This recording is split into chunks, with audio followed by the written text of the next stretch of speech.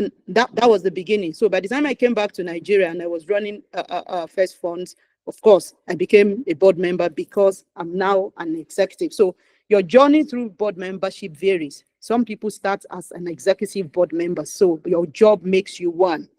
Then you get to a point in which you are non-exec. Different dynamics for each one, but the key thing that goes across is that you've got great skills that you bring to the table.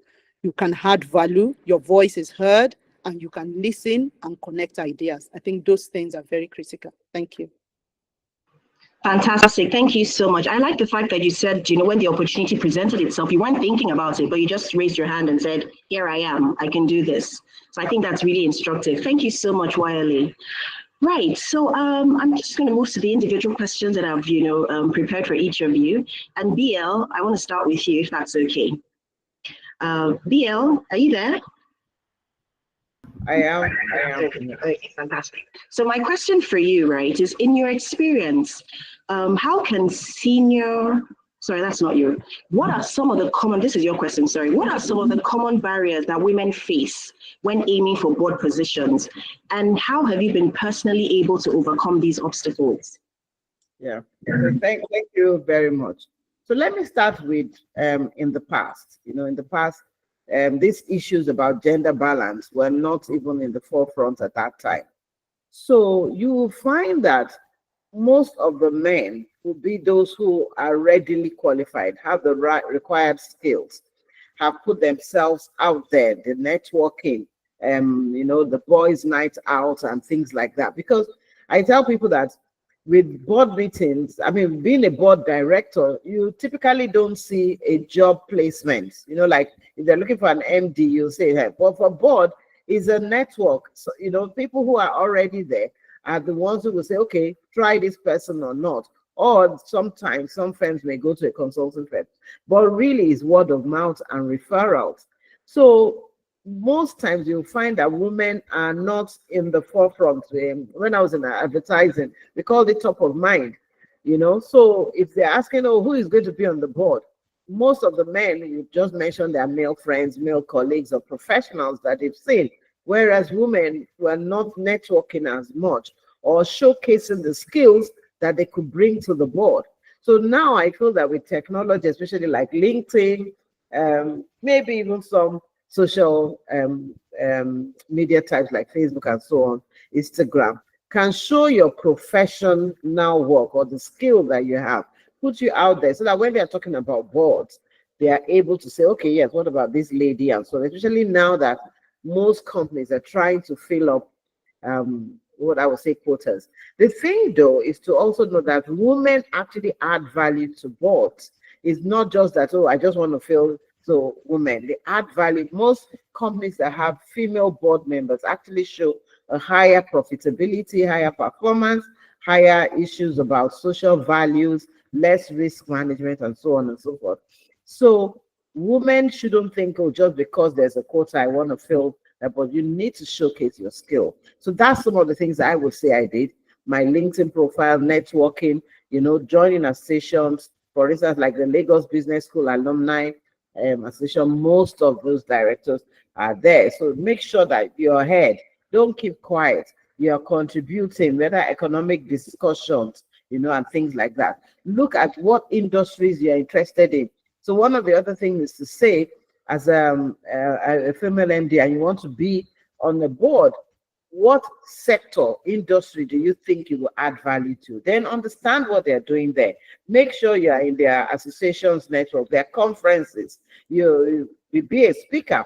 So that's one of the things I also did, was do a lot of speaking engagement. So even something like this that we're doing, you will see that there may be people who are looking at board members and say, oh, okay, this lady or that lady, So those kind of things really help to showcase women. And so therefore you become top of mind. And so when they're looking for board members, they say, oh, I had Mrs. Lawson speak the other day, or she has this skill. And then that's how they would refer you to the board. So those are just some of the key things I would say are obstacles to women. We need to showcase ourselves more. We need to show our experience, the skills that we have, the value that we have. There's nothing wrong in being the person who blows your own trumpet. Absolutely. Absolutely. Thank you so much. I knew this conversation this afternoon won't be complete without talking about the Old Boys Network, because it does exist. So I like the fact that you established that the network exists, but you just made, your own deliberate effort to actually, break into those networks. So thank you so much, BL. Right. So YLA, I have a question for you now, please. In your experience, right, how can senior female leaders like yourself, better support the inclusion of fellow women, in board roles beyond just meeting, diversity quotas? Thank you. Thank you. Thank you. Great question. First of all, I think all of us women, we must stop thinking about this quota. I mean, yes, it's okay to say we need women on the board for quota, but then the reason why we join boards is not because there's a quota, it's because we're capable and we can do much, much better. So I think that needs to go into everyone who wants to be on the board. That's the first thing. The second thing for me is about, let's build capacity for it. If you build capacity, then the quota issue does not affect you. It doesn't even harass you. It's very important that you are capable and you know it and you are confident, because then you can approach other female that you know are on board and say, I raise my hands, I want to do something.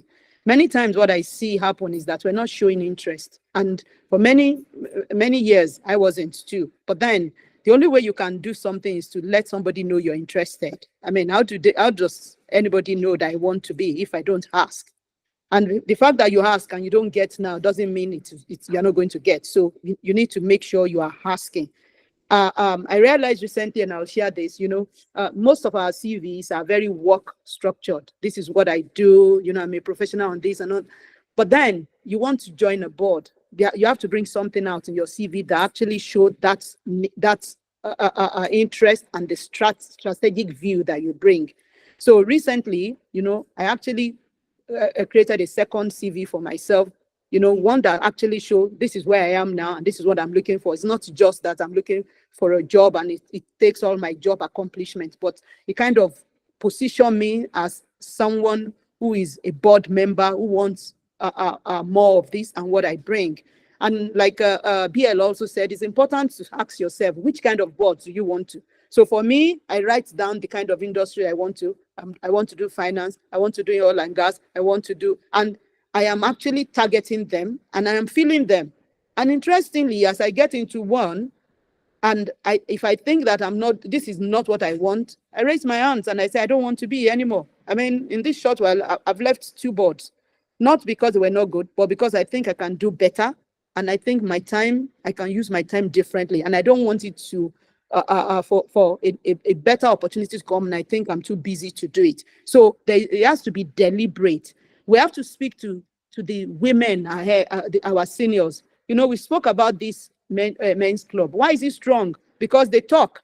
So why aren't we talking? TFS, I'm looking for a board position. She probably talks to many people. Then, if you're qualified, she looks at your CV, she'll be proud to say, I have someone, let me give this person to this board. So my 2 issues is, we need to ask, we need to tell people that we know are ahead or who know, and we also need to ensure that we have the capacity to do it. The capacity is not just skills. It's also the fact that you can give the time that is required. BL said it, you can't go to a board and you didn't read the board papers. I mean, if I introduce you to a board and then I'm told that you are quiet all through, or you are tired, and I'll be embarrassed. So the things that we need to do. We need to ensure that we speak. We also create this men's club is people. We're people. What's the big deal? So we can also actually have our own club and also bring the men into it. Most of the men, many people here, they're your brothers, they're your husband, they're your fathers, so there's no big deal about it. Interestingly, for me, the boards that I've been introduced to them by my male mentors or people who just believe in me. So women, we need to start doing it. But more importantly, we need all of us who are interested to say to the women that you think can help, to say, I am interested. And this is why I think I can do and where. And not that generally I'm interested in any board. Which board? A finance company, an oil and gas, a marketing company. Then it makes it easier for the person who is trying to place you to actually think through it. Thank you. Thank you so much, YLA. I mean, three things really just struck me, while you were speaking. First is that we're all going to say no to tokenism after this conversation this afternoon. The second is that we're going to really start putting ourselves out there. And then third, you mentioned that you, in addition to your regular CV, you also have your board-ready CV. So I think that's a major take-home for all of us this afternoon, as in for those of us that are looking to get on board, do we even have a board-ready CV? So thank you so much for that. Effie, it's your turn. I have a question for you now. Effie, can you hear me? Yes, I can. Okay, fantastic. Right. Okay, so my question for you is, what role does mentorship and sponsorship play in preparing women for board leadership? And how can women proactively seek these relationships? Thank you. Okay, thank you very much for that question. But before I go on to respond, I would like to quickly acknowledge our chairman, our chairperson who just joined, Mrs. Toyin Sani, and I'd like all of us to welcome her very warmly. You're welcome, madam. Welcome. But just quickly do that before I go on. So, okay, excellent. The role of mentorship and sponsorship cannot be overemphasized. You heard when Dare was giving our own experience about experience on a not-for-profit board, and now she was also able to tap into mentorship with some other fellow board members. When you have a mentor or a sponsor, it also helps to help guide you, right? It helps with professional guidance. In actual fact, you could have mentors for different levels of things, not only your professional or career life, it could also be in other areas. So essentially, when you seek out mentors, you should be very specific about what you need mentoring for, right? There was this conversation the other day that when you said something like, okay, how would it feel? Someone just walks up to you after a professional program or a networking event and just says, oh, I want you to mentor me. The first reaction would be, okay, you feel honored that someone wants you to mentor them. I mean, it's a sense of, it's humbling, right? But the actual fact is also that you who want to be the mentee must have a goal in mind. So several of these women who are already mentoring other people, in fact, I read the book by Mrs. Ugozi Ogunjewela, where she had said, look, sometimes people reach out to her to mentor them, but unfortunately her hands are full and she wouldn't want to take on a mentorship role that she would not be able to fulfill well. So she sort of just opens up to say, sorry, I can't take any more for now. So where am I going? Most of these mentors we look up to also have their hands full, not with other mentees, but also with their own, careers and building their own lives and all of that. So you need to seek these opportunities in a very articulated way. Have thoughtful questions that you want to ask. Have your goal in mind as to what you want to achieve from that mentor. When the mentor sees that you are actually, you have put a clear thought process to it, end to end, it makes the conversation easier, right? So you are not leaving things open-ended. So coming straight to the point again, I digressed a bit to the role mentorship plays. So mentorship can provide you with networking opportunities, right? It will help to also expand your own network beyond yours only, but also, leverage on that of your mentor. If your mentor believes in you, they believe in your capabilities, they will be willing, just like I think it was Wiley that said it, they will be willing to, speak for you, speak on your behalf on tables that matter, on important tables that you might not even, be able to speak for yourself at those kind of tables. So I've spoken about the guidance and support that you can derive from such relationships and increase confidence and awareness. Some of us are quite shy. We spoke about the men's club. Where are the ladies' clubs, right? Thankfully, now we are having this conversation. Women in Finance is, this is an initiative of Women in Finance. I think we need to continuously do things like this, to make ourselves ready and prepared and build confidence and awareness. Like someone also said, I think an earlier speaker, for some women, it might just look like a tall dream to even aim to be on any board at all. As in, how can I possible. But honestly, now you know that it is possible if you do some things right, and if you put some things in perspective, and you actually pursue with the mind of a goal in mind, right? So I also want to speak to how you can cultivate mentorship relationships in a healthy and meaningful way. So don't just walk up to people and say, I want you to mentor me. I've spoken about that. You also need to identify potential mentors who might be maybe industry leaders, who might be, senior executives or CEOs that you admire their work ethic, that you admire, the reputation they've built for themselves within a particular industry. Through professional network contacts, BL mentioned, associations like the Harvard Business School Association of Nigeria, even LBS has a similar one.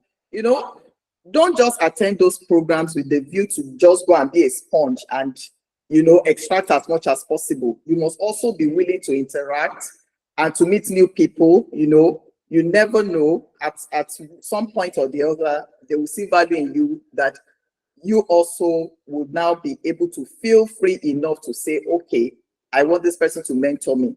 Again, you need to work at building relationships if you want to be mentored. So it won't be an overnight thing. You must cultivate the relationship, make people know that you are also interested in them as much as you want them to be interested in you. So research your proposed mentor to know their areas of interest, what their career trajectory have been, and all of that. So that when you reach out to them, it will be a true case of you are sincerely also interested in establishing that you know a bit about them, and that is why you want them to mentor you. What else have I left out? Leverage social media.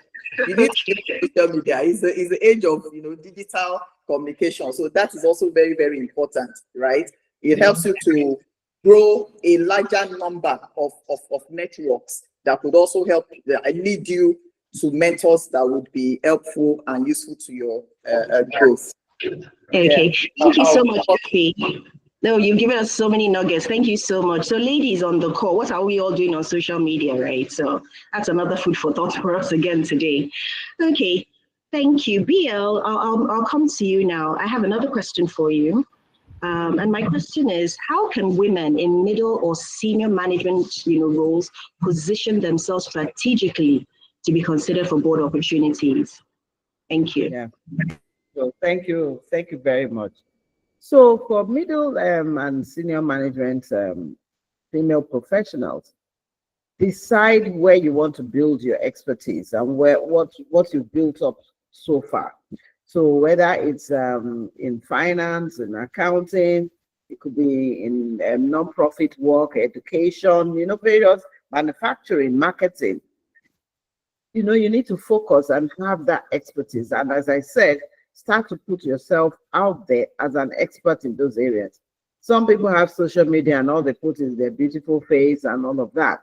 Start talking about professional things, how you're adding value either at work or you could add value at boards, debates, write articles and publish them on your social media. So you start to build ownership in that area. But the other thing is to be sure where you want to add value. Some of the things I would advise people to do is to select companies. Go on the Nigerian Stock Exchange. Look at the list of companies there. Which areas would you want to be on the board? Even private companies. Look at them. It is banking, for instance. Which of the banks? Why? Then go and search who their board members are. Who are the current board members of those boards? What skills do they bring? What do they do? Is there something unique about them? Compare them to yourself and see whether you have gaps or what have you. But even more importantly is when you see those board members and you've decided this is an area you want to go into, what do they do? What networks do they belong to? Are you going to belong to those networks as well? How are you going to, network with them? Not that you should stalk them, but at least build, your knowledge around who they are, what they do. Are they speaking at a webinar? I always, like, my daughter is a young professional, and I tell her, when you go for those conferences, as Funmi said, don't just be a sponge. always ask a question. And when you start, say your full name, what you do, so that people, and then ask an interesting question. So that people are there. Most times when you go to website, they always say, oh, I'm reserving one spot for women. You see, all the men are the ones always asking questions. That thing always upsets me, actually, that they keep saying, oh, they're going to wait. Okay, I must take a woman. It means women are not putting their hands up. We need to put our hands up more and then ask a very intelligent question so that people will remember you, that, oh, you are the lady who said so, so, so. And that's how to build those networks. And then always, as you said, add value. It's not tokenism. It's that you're going to bring something. So, you know, I would say, like when I was on the board of Action, we invited some of our female directors. And one of the key things that they brought was even that social connection among the board.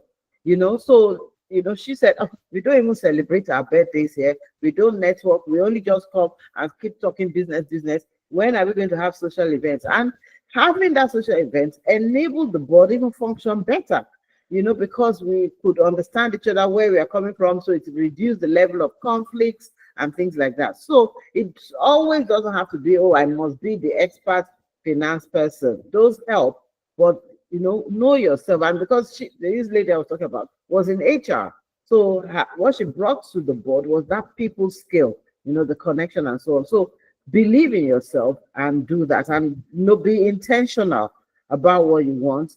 Seek out who those board members are. How do you add your value, and network so that you're ahead and you're seen. That's what I would say middle and senior management professionals should do. Thank you. Right. Thank you so much. We can't be shy retiring females if we want to get on board. Okay, thank you so much, BL. Wiley, my next question is for you, right? I would like to know, and I'm sure others on the call would also want to benefit from your perspective as well. Do you believe that male allies and organizations can be encouraged, you know, to advocate for women's representation in leadership and boardrooms? Sure. Thank you very much. I think so. So the first thing, like we all know, you know, God made them male and female, right? So in every place, well, if we're trying to be politically correct, let's not get there.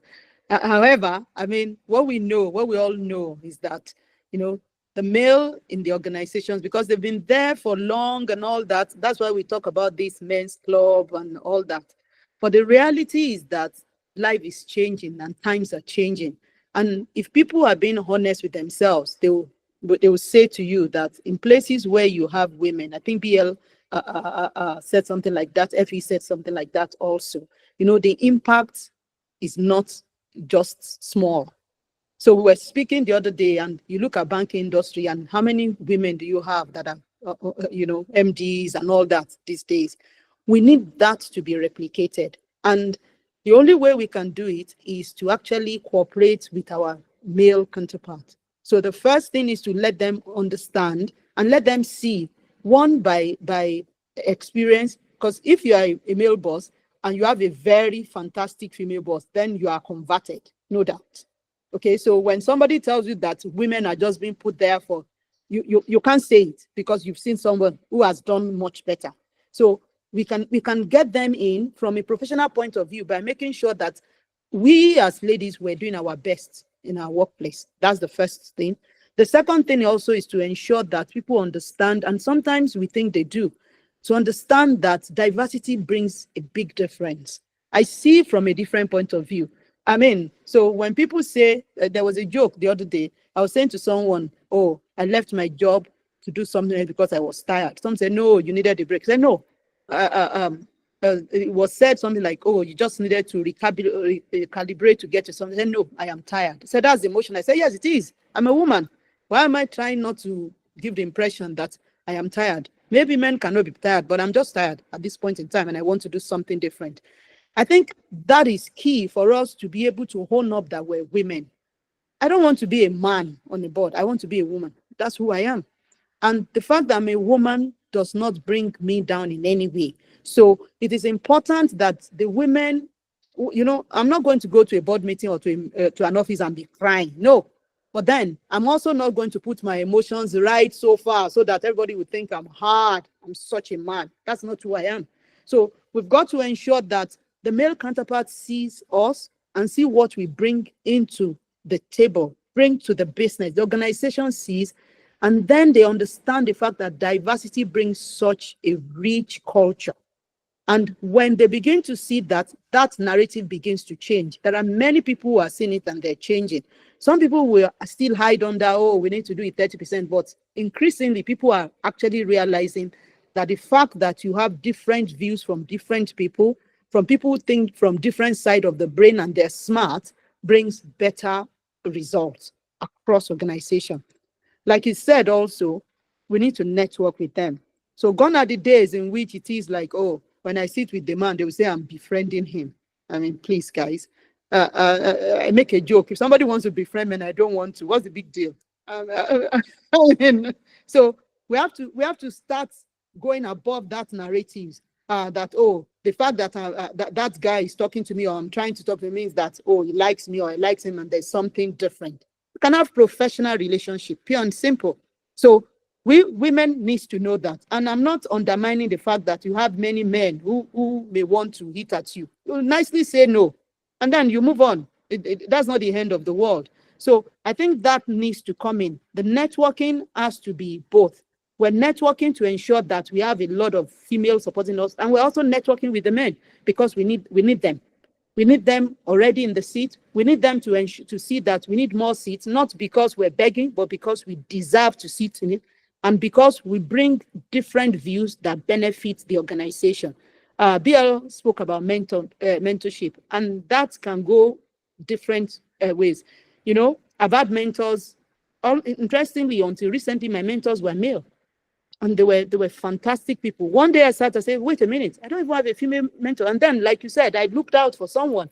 I reached, and I went out after a while and said, oh, I'd like you to mentor me. And she's been fantastic. So I have views from men, from women. Sometimes when my emotions are running crazy and I just want to cross trouble, my male mentors will say, calm down. Okay, it's okay. You can look at it this way. There are benefits to it. That's why God made both sexes. I think it is important, and I think we can learn from both. But all of us female, we must realize that we have a seat. TFS came to speak one of the days when we invited her to I was still in stand chat, and I can't forget it. You know, they said there's no seat. Then I drag a seat to the table. Big deal. So the issue is that bring yourself up to the place you can, and don't let anything stop you. Thank you. Thank you so much, Wiley. Excellent nuggets. Effie, I have a question for you now. My question is, what soft skills do you believe are essential, for women? And remember, the topic is that, we want to empower women to take their seat, right? So what soft skills do you think are essential for women, that are aiming to sit on boards? And how can these skills be acquired? Thank you. Thank you very much for that question. And I think somehow indirectly, Wiley answered a bit of that question. And I'll tell you why. So we don't want to turn ourselves into men. We have our own, gender-specific skills that we can also leverage on. And that is why we're having this kind of conversation. But before I answer that question straight up, let's be very clear about one fact. Before you even talk about soft skills, you must ensure that your technical skills are not in question. What do I mean? So before you aim to start, making the soft skills to function, those things like your professionalism, your competence, your technical skills, your credibility, even your reputation, your management savviness, so many of those things must be the foundation, right? So when you have that, it gives you a very strong footing to now apply the soft skills. So let's go now to the soft skills. These soft skills are also very, very essential, because I have been in situations where people are so technically brilliant, technically sound, they can do the work, but their soft skills is zero. And of course, the impact that could have on anyone's career. So what are some of these soft skills that we should aim to cultivate as women who are aiming for leadership positions, including having board roles? So emotional intelligence is very key. why Ellie said something interesting the other time again. She said she won't necessarily go and cry in a board meeting, but that does not mean that when she needs to also express some emotions as a woman, she wouldn't do so, right? There was a particular young lady, middle management, who was aiming up. During the interview, they asked her a certain question. She felt like she hadn't been given the opportunity over the years. So each time there was need to hire for that particular role she was interviewing for, they bring in somebody from an external person, right? So in her mind, she already felt discriminated against. So she sort of exhibited that emotion during the interview process. And sadly, that cost her yet again not being able to get the job. So we must also be able to draw that fine line between being overtly emotional. Emotional intelligence means that you are able to, guard and measure your emotions for every situation, for every circumstance, such that you are not overdoing things, right? And you're also not underplaying things. So self-awareness, empathy, emotional regulation, you must be able to regulate your emotions as may be necessary and depending on the kind of circumstance, right? Of course, resilience is also key. A lot of the women, that book I was talking about was written by the duo of Dr. Ngozi Okonjo-Iweala and the first female president of Australia, and she said, even at that level, as the president of the country, that there were, sexist comments, and all of that around her, but she never cared because she had the focus. So that's resilience must be in us as women. Don't think that some people would not still make those snide remarks just to get at you, right? But your thick skin and what you are bringing to the table will give you the confidence to hold your own and be courageous to speak out when you need to speak out. So I'm already mentioning some of those soft skills that you need. Confidence, courage, flexibility, and continuous learning. So there's no I know it all. Every moment is another opportunity to learn. It's another opportunity to have something, that you haven't even thought about in a certain perspective, change of perspective. That's where the flexibility comes in. So don't be too, fixated on your own perspective. Try and be open-minded to also receive feedback from both male and female. That will help you to also build your own personal qualities. Collaboration is also key. I think I would put collaboration in the bucket of soft skills because some people just don't know how to collaborate, and that's the truth, right? YLA said in our submission as well that we should also know that even in pursuing this gender equality, gender equity, narrative, we still need the men. So in needing the men, we still need to ensure that we collaborate. I remember our very, very first engagement in Abuja, Transport, I won't forget, as women in finance. We invited the men. I'm sure Dr. Tony Sani would recall. We gave them a resounding round of applause for attending, and they came in their numbers, and we were able to explain to them what Women in Finance was about, our vision and all of that.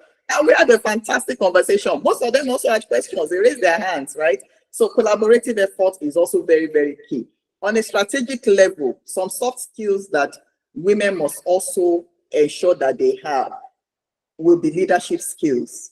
So ability to be visionary, the kind of vision that people can see with you and envision with you and want to run with it with you. That's also very, very important. Initiating change and being able to sustain that change. Again, change, we say, is the most constant thing, but it's not all the time that people are very receptive to it. Yeah, receptive to change, exactly. As a woman, you have to bring in those soft skills to ensure that people, followers really know the reason behind that change and carry them along and be able to build support for that change with a view to sustaining it and ensuring that you achieve your aim as much as possible. Again, ability to build trust and rapport is also very, very important. If people don't trust you, they can't even flow with your leadership. That's the truth of the matter. So ability to also build trust, ability to develop talents. There is this general consensus that our current president, one of his key skills is identifying talents. Even though the way our economy is going now, that becomes very debatable. But yes, people have different kind of skills that helps them to, identify talent as well, to help them achieve, where they are also going to as a leader. Because at the end of the day, as a leader and as women who aim for leadership positions, how we are able to navigate using both our technical skills and our soft skills are very, very important. As we talk about mentorship, let's also know that mentorship is not one way. We should know that as you require mentors, even for the level you are at, you can also mentor other people. You can coach, other people. So it should be a two-way traffic. Again, don't just be the one seeking value. You should also aim to give out value. So I'm relating that to building trust, because when you also have people that you are, bringing up and holding their hands, it also builds that trust. So I think my 2 minutes is up.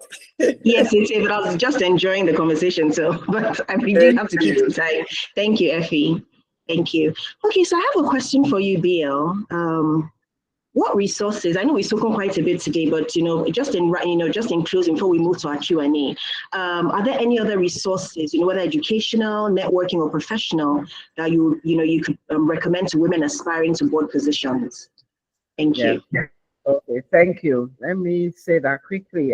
There are quite a number of resources. Even just doing a search on Google and talking about corporate governance and being on board, you'll find a list of books, articles, and so on. But I just want to mention a few that I found really useful. So first of all, there's a code of corporate governance that is published by the Federal Reporting Council. Even Nigeria has the laws. It's good for you to read them so that it talks about even the conduct of boards and things, how to behave, the ethical issues that as a director you should be aware of. So those are very useful. There's also a book by Ndidi Nwuneli, her non-profit organization, Leap Foundation, published Get on Board. It talks about how to set up boards, the skills. I found it very useful. People should read those articles. And then, of course, join webinars like this that we are talking about getting women on board. I know that we have done this, and then other women organizations also do that. There are also programs, even training courses you could go for to become a board member. I know that the Institute of Directors have some WIMBs as well, those for women particularly, for you to go for those training. I know. And then if you want to go international, the Harvard Business School and even LBS also talks about board membership, the role of boards, and those are training resources that you could actually have to, hone your skills about, becoming a good and valuable board member. And then the issue of mentorship and so on and so forth is really key. It gives you practical day-to-day, things that you may experience on the board, and it's something that you could always refer to. Having other directors, build that network of even female directors too, so that if there's an issue, there's someone you can share those thoughts with. Explain the problem, of course confidentially, so that they can also give you advice and support. So those are the kinds of resources that I would advise that people really go for research, and even the training programs are good. It gives you, in fact, fantastic network opportunity, because those are some of the places too that people will go to and say, okay, can you refer, 2 or 3 people and so on. And so depending on how you perform, you might find that you get referred a lot. So that's the resources and the continuous learning. I also find ChatGPT nowadays and artificial intelligence to be useful. So you type in any question there and it gives you at least, information that gets you started. Thank you. Fantastic. Thank you, BL. All very well noted. Wale, you have my last question for the day before we open up to the Q&A. Looking to the future, what is your vision, right, for women's representation on boards here in Nigeria? And what steps do you think are necessary to accelerate, the progress generally? Wow, thank you. Great question. So, looking to the future, I think the thing that we all have to aim to see is as a minimum half-half. Okay, we have to move out from this tokenism. We don't need a board because I'm a woman, I'm underrepresented. That's not the idea. The idea has to be that we're qualified, we have great people, and we sit on the board at least half-half. At some point in the future, we should actually be in the majority, frankly, because the reality is that I'm sure if they take a population and all that, they'll probably say women are more or so. But also, I mean, where you have women, we're homemakers, we're mothers, we do many things. So therefore, being underrepresented does not cut it at all. We need to get to that. I think that's my idea of the future. And how and what should we be doing? Some of them we're doing now. Advocacy is key. And advocacy is not just us saying, please put us there. Advocacy is about saying we deserve a seat. And we have many people who can be there.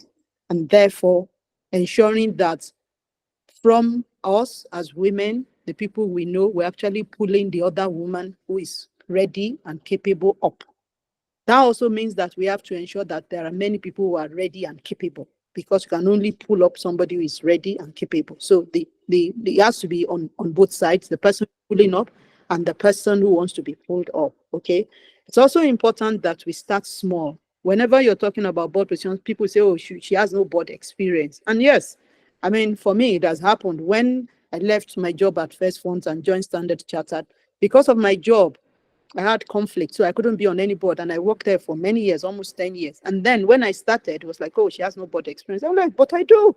But then this is like, I haven't done anything like that in the last 9 years because of my corporate role. Where are the smaller things that you can do? It doesn't have to be a big company. So you have a friend who needs somebody to sit on his board. You volunteer to help. That's a board position. You're not an executive, you're helping. You have non-for-profit, it's said, and many, many things. Let's not start from, oh, it's a medium-sized company. That small company that employs 5 people, helping that woman or that man to organize the board and call for a board meeting. That's the way we gain experience. So we have to start small. Start small. Everyone who is here, who is listening to my voice, after this, you join one board. If you have a friend, whatever, it's volunteering. Go there, do something. You'll be amazed what you're learning. And someday when you want, and somebody say you have no board experience, you say, I do. What's the name? So and so limited. Simple. And then you will say what you're doing on that board. So those are the things I am looking at. If we're going to get that journey, we have to start small. And as we start, we grow bigger. And everybody who is on top, you're a woman, pull your sister up. Opportunities you have, mention someone. And everybody who wants to be, please train up, like it's been said, and, get a CV that you can give to someone so that we can look at it and say, oh, it makes sense. This is what you want. And more importantly, which sector do you want? Because like I said, sometimes it's easier to start from a sector in which you have proficiency. You're a banker, so anything that has to do with finance, you're a marketer, you understand it. You'll be amazed how our brains work differently. When they're talking about marketing, if you are not a marketer, your brain is slightly empty. You're thinking, what do they do here? So we all have things to give. That's the reality. Even people who are doing their own business, because they've done that business over and over, they know something. So they can actually bring it to bear in another board. I think the key issue is that we all have something we can bring to the table, and we have to start bringing it in. That's the only way we can get to majority. Thank you. Absolutely. Thank you so much, YLA. Thank you to my excellent speakers. I think this has been an amazing conversation. I'm done with my own questions, but I see in the chat box that there's several questions here, and I'd like us to answer them, please. So Dr. Lowo-Adesola Ayofashida, Ode, I hope I haven't murdered your name, please. She would like to know that what are the things that should be in a board-ready CV? Who would like to respond to that, please? What are the things that should be in a board-ready CV? We've spoken quite a bit this afternoon about having a board-ready CV, apart from the doing CVs that all of us have, right? So, okay, so I can start, and then I think others can add to it. So, in a board-ready CV, I mean, you're speaking about your strategic roles. So in a normal CV, you know, you write, this is the company I've worked for, this is what I do, my accomplishments, and they're great. They're very great, but they're usually job specific. Right. In a board ready CV, you're actually summarizing them to say, you know, I've worked in this position. You know, I'm strategic. I'm a finance person.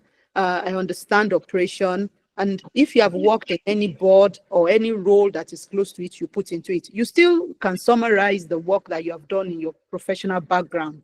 But the emphasis is actually on the fact that you are actually moving to that strategic level rather than making it big on, you know, the work you've done, who you are reporting to, and your accomplishment on each of those roles. That's my own understanding of it. And I must be very honest with you. When I thought about it, I reached out to a friend that I know has been doing various boards and all that. And, you know, we used to be in IFC together. One day I just woke up and said, wait a minute. So I called her. I said, I'm trying to do this. Send me your CV. This is where. And I could see the big difference between our CV and the CV I have. And based on that, I sat down and wrote my CV. So I have two different. So somebody is saying, oh, we're looking for a board role. I don't send you my long CV that talks about all the work I've done all my life from this. And I just send you that one. That's really the emphasis that it gives me. I don't know whether BL and FE can add to it. Okay, let me just add something. So if you also, in addition to what Ele said, if you also have certifications, right, in board governance, in the mighty name of Jesus. Aramide, could you mute yourself, please? Aramide, please mute. Thank you. Sorry, Epi. Please continue. All right.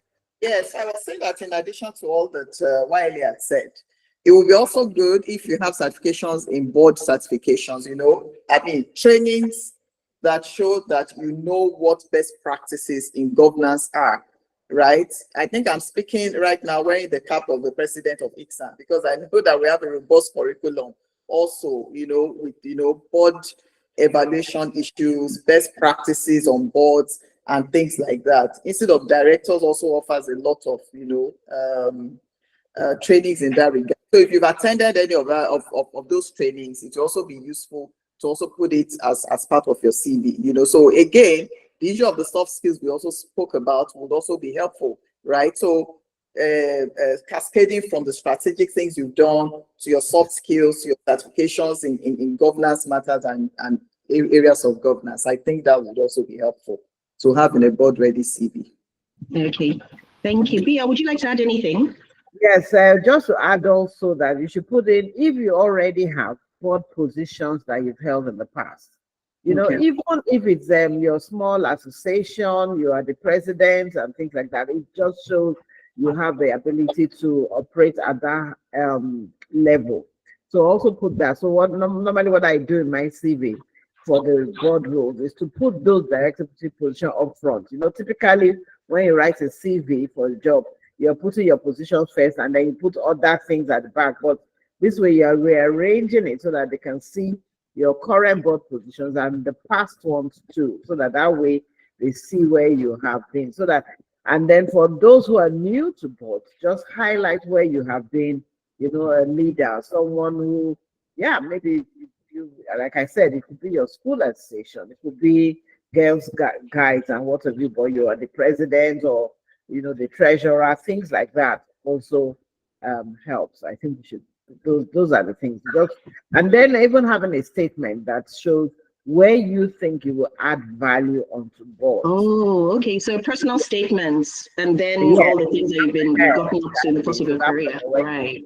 What about you? So like for mine, for instance, I talk about the fact, you know, microfinance is about mass market, you know, understanding, you know, people at the bottom of the pyramid, mass market, low income. So I highlight that if your company is looking, you know, in those areas, you know, so like now, given the economy in Nigeria, a lot of companies are trying to, you know, what they say, we are running a sachet economy. How do we sell to those 90% of people? So I tell them I bring those skills because I've worked over 50 years. So that kind of personal statement, because I feel that that's where my strengths lie.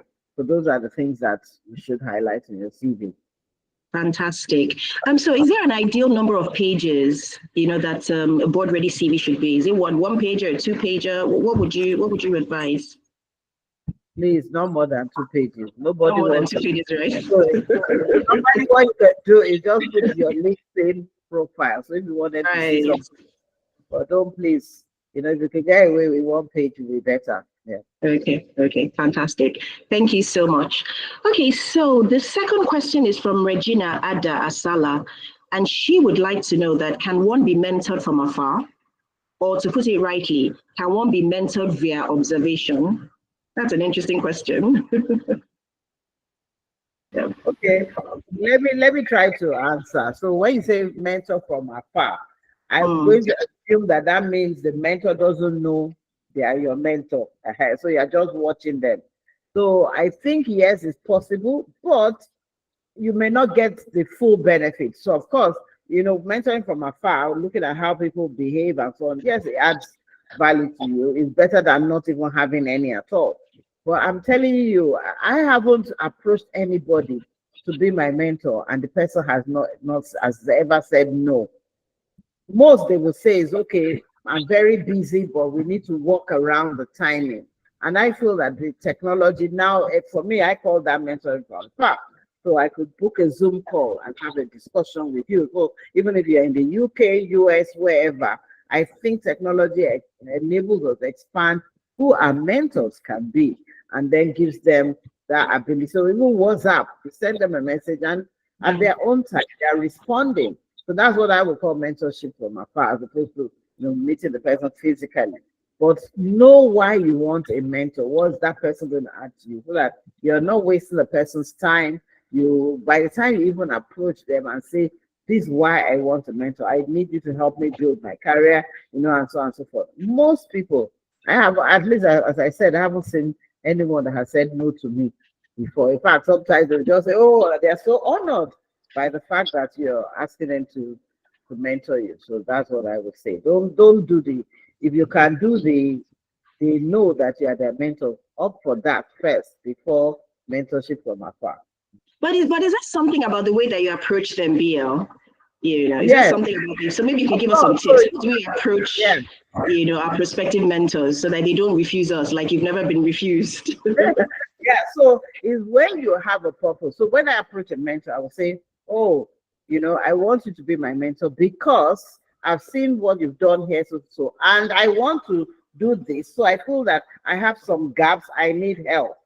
So something like that, So when you have that agreement, most people want to help you. In fact, most time before they even answer the mentorship, they're already telling you how to solve the problem. You understand? So that's what I do. So you must already know what you want. Don't just say, oh, I want to be your mentor, and it's just so vague ahead. You need to know why. What are you saying that person is bringing? So that's like a compliment. Then show how that helps you and what you now intend to achieve. Those 3 things are very important. Okay, fantastic. Thank you so much. Right. Okay, so I have one question here from Simi Lolua Peace Emmanuel. So she says she has a question that for all of you, so any of you can respond, please. She says, do you envisage a world where emerging technologies have made boards so smart and efficient that we see a decline in the number of available board seats? Interesting question, right? Yeah, very interesting. Okay, so who wants to go first? I will. Okay. And it's a great question to think about, because these days AI is trying to tell us they can do all stuff. However, I think that just like we have seen in the days of COVID, there's still a difference in people thinking together. I mean, AI would throw different views, will tell us if there's a problem. If you want to try it, say, so and so, I need strategy for it will search and give you ideas. But I think what it will be missing is people actually, based on context, where they are, what they've seen, thinking through and refining it. So, not impossible. I will not say no, because nobody knew that we would be here with AI. But I think at any point in time, there will still be need for people to think through things. Otherwise, you know, we could as well say there will be no time in our lives where we need to work. AI should do all the work for us. I don't think we're going to get there. Yes, it may be more efficient. You probably will not have, maybe the meetings will be shorter because those board minutes will have been read and summarized into two pages so that we don't have to sit down and do it. But the human brain and the emotions and the fact that you feel and touch people and touch things will still bring that difference, in my view. That's my own personal view. Thank you.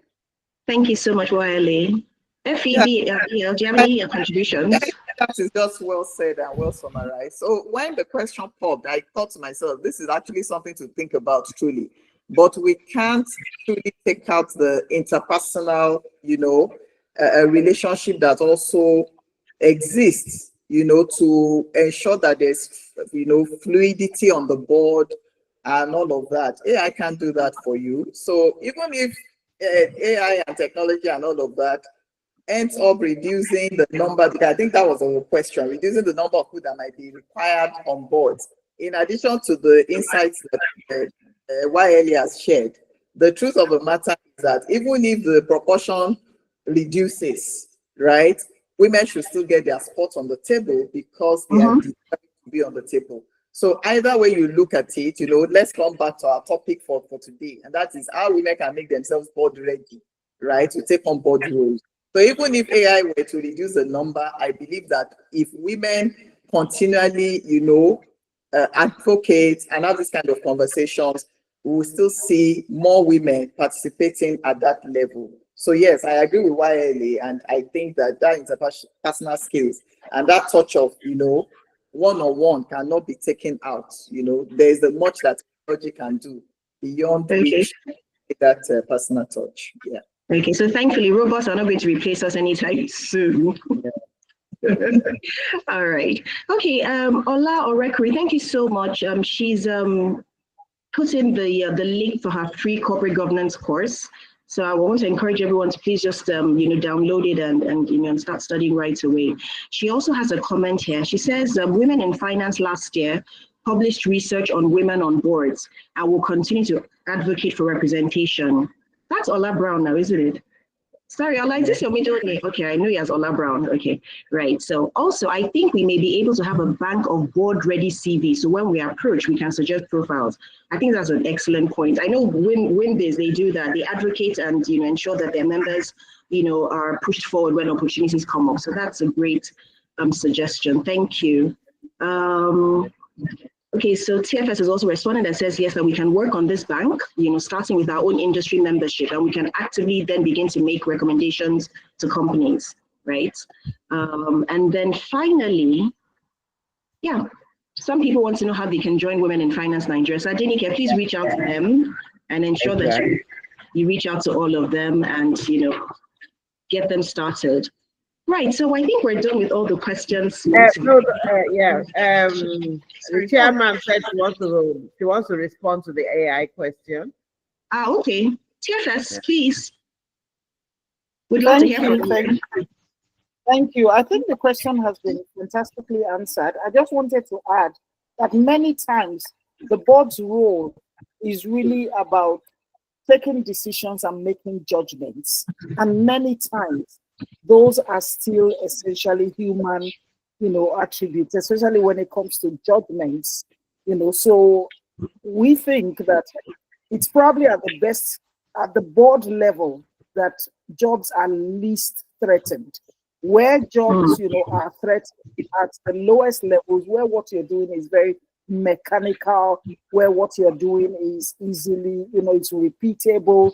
Those are the areas where you need to be afraid, essentially. And so I would say it's the more reason why we need women aspiring for leadership and governance positions like board positions, because those positions will invariably still need to be taken by human beings. And I'll give you another reason why human beings will forever be needed to sit on boards.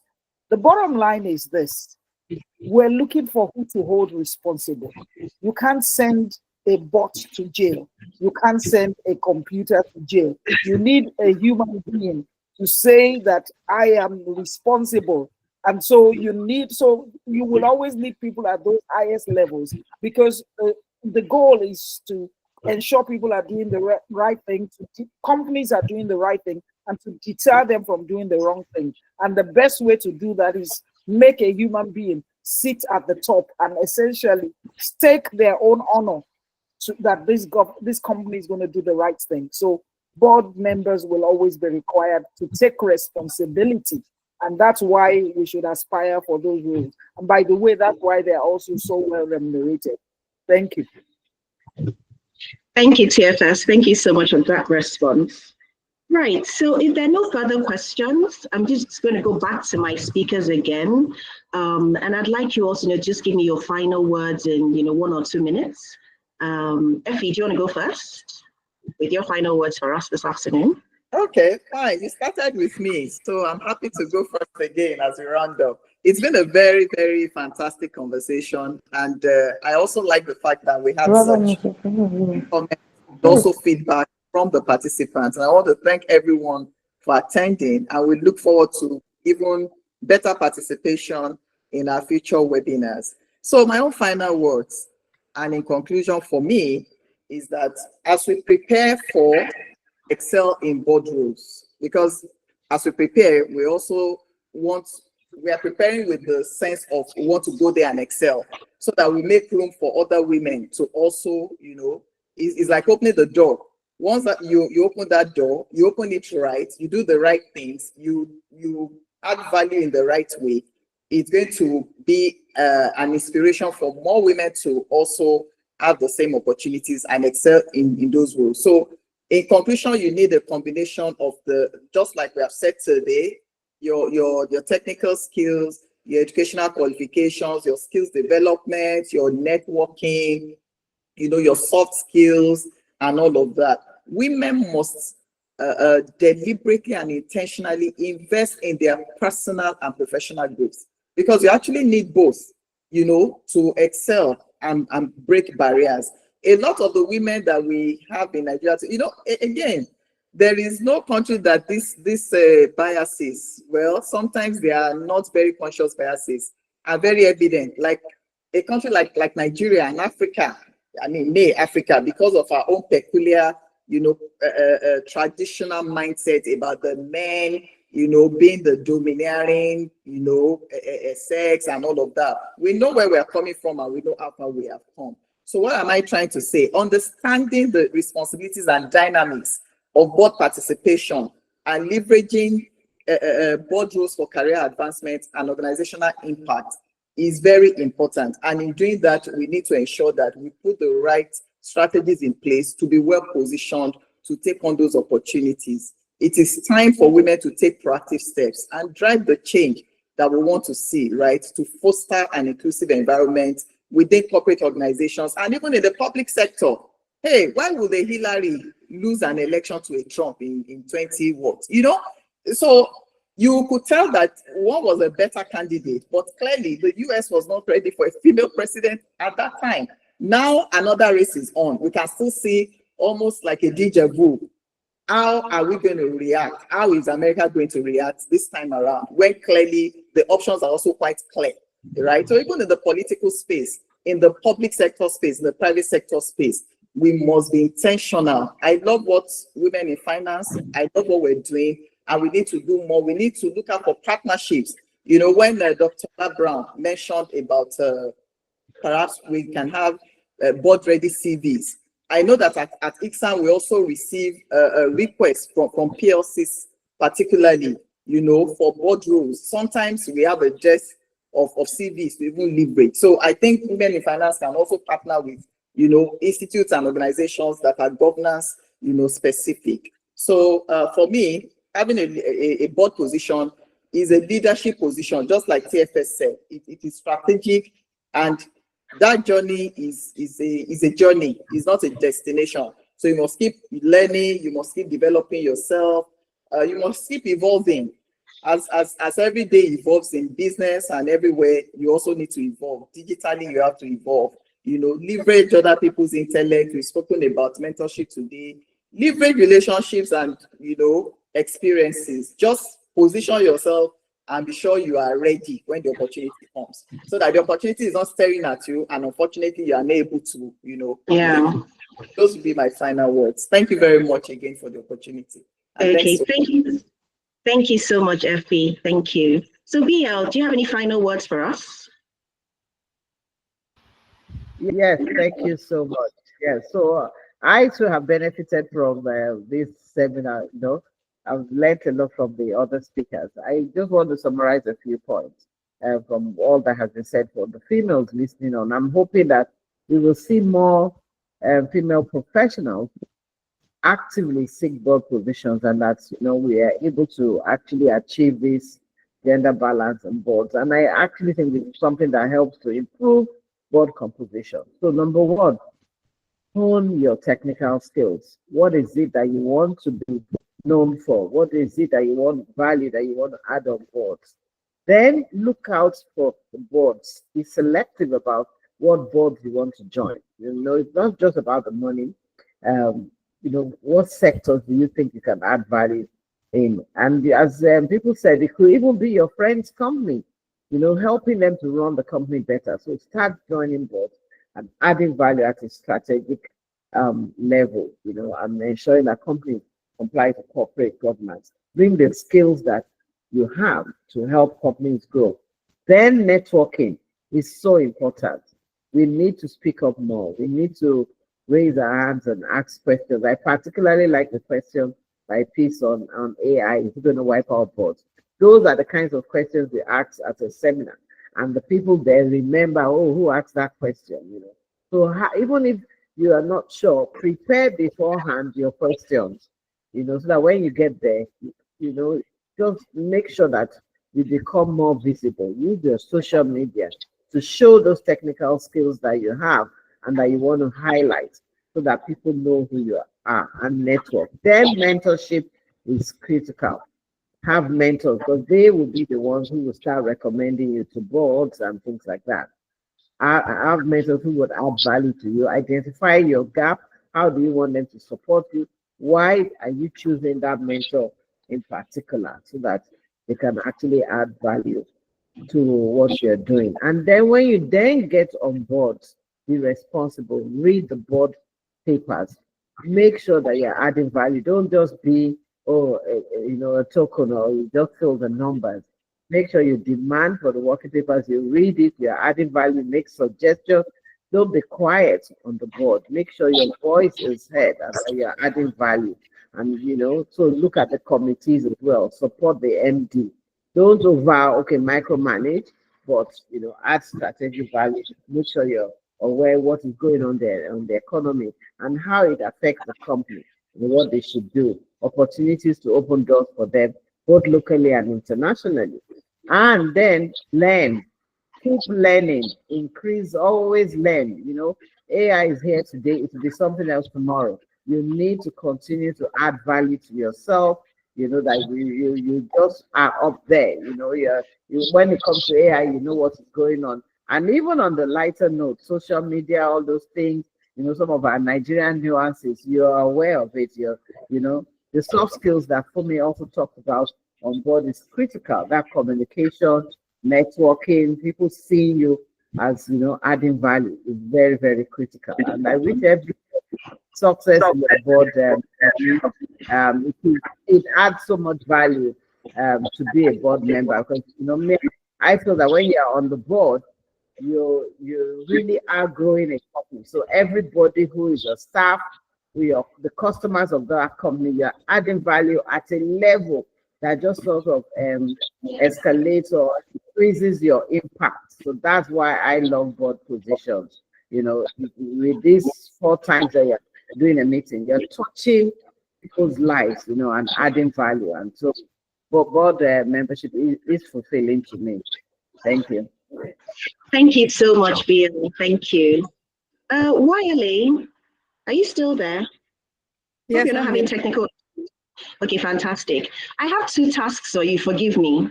I missed this last question from Bukola James Cole, and I think we should answer her question because she joined from even before 12 o'clock. But for some reason, her question came quite late. So please, I hope we can accommodate and answer her question. She would like to know how one can be ready for board appointments while still in employment at an executive management role, and how do you handle corporate competition or conflicts of interest? Okay. So thank So you. Final words. Thank you. Yes. So I'll take that first. So first thing is to check that your organization does not frown at it. I mentioned that while I was at my last job, it was an issue. Also because I was running corporate banking, so most of the clients are mine, and if I'm sitting on their board, I will know something to the other and all that. Anyway, so the first thing is, if you're going to do that, one, let there be disclosure. Say to your, I like to do this. And as long as it's not conflicting for you, it shouldn't be a problem. But more importantly also is to ensure that it's not taking time out of the time you're supposed to be using for your work. I think that's key. When you are on a board based on the fact that your company puts you as part of your work, okay, so that will not be seen adversely. But if it's something that you're doing outside your work, it's important to discuss with whoever your manager is. I need this to develop. It's not affecting my work. Maybe your board meetings are times where you take it as your holiday, your time off. So it's not like you're using the time of the organization to do it. But more importantly, it should be obvious after a while that it's even making you a better person.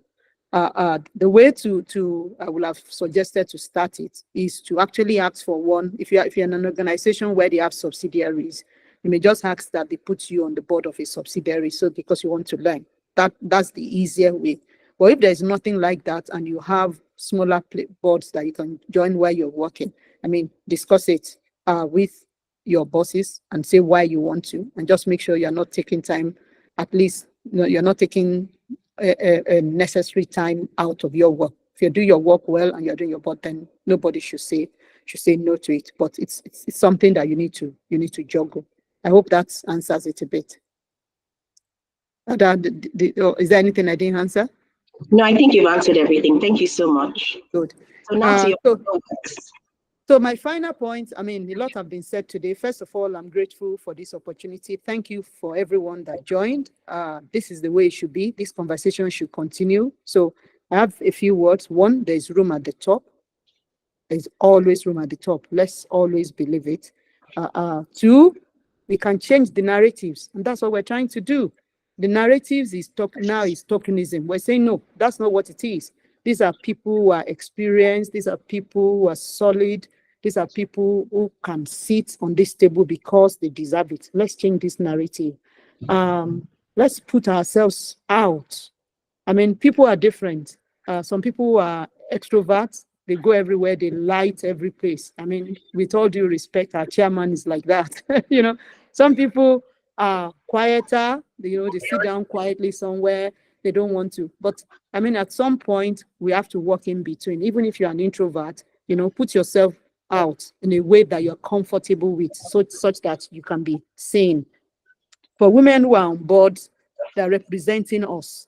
So it is important that everybody who is on board, who is a woman, knows that in opening doors for others, you need to ensure that you have good behavior, you're professional, your integrity is not in doubt, you are value adding, and you are holding your seat.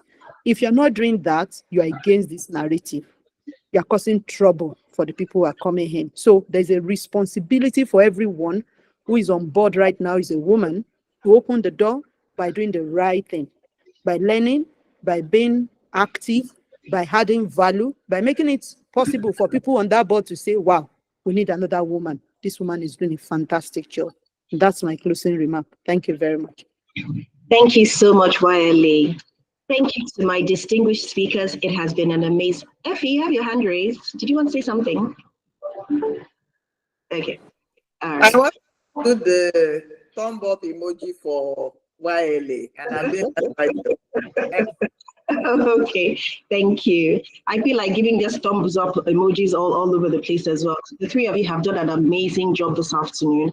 I want to especially thank you for giving us the benefit of your experience and all the wonderful things that you've all done in the course of your career. I remember we had a conversation and I said, during our dry run, and I said to you that I really want you to come and be open and, share with us. And you guys have done an amazing job of doing that. You've shared of yourselves. You've really literally left, everything on the table for us to just, see and learn from. I was so grateful this afternoon. Thank you so much for your time. Thank you for all the time, all the nuggets that you shared with us so openly this afternoon. I've learned quite a bit. And I consider this to have been a truly, truly transformative discussion. I'm really hoping that this will begin to build a generation of women who will start defying odds and can now confidently step into leadership roles wherever their ambitions may lead. I know we're women in finance Nigeria, but we want to see women excelling across all sectors, right? And I'm hoping that this conversation has just been able to just begin to, work on your minds for all that have listened this afternoon. I want to encourage those of you on the call who are not members of Wifng to please join us. We do amazing things in Wifng. I encourage all of you. I think Adenike has indicated the link, or is it DL I saw in the chat box. So please join us, and we look forward to seeing everyone at the top. Goodbye, everyone. I think TFS wants to say something. Yeah, I'm going to call your attention to TFS. Right.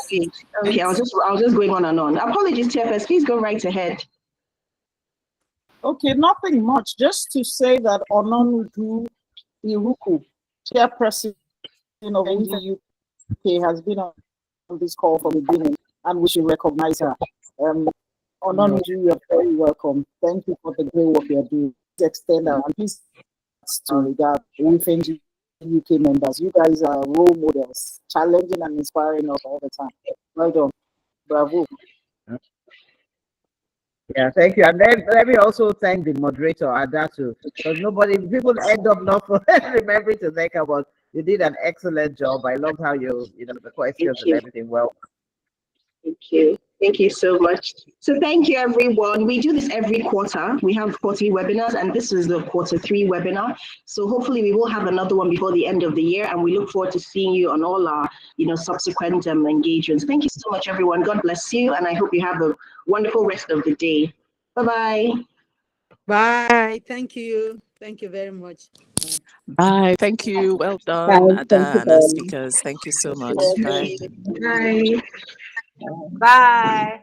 Have great You're the best. Our speakers, you are the best. Bye-bye. God bless. Bye.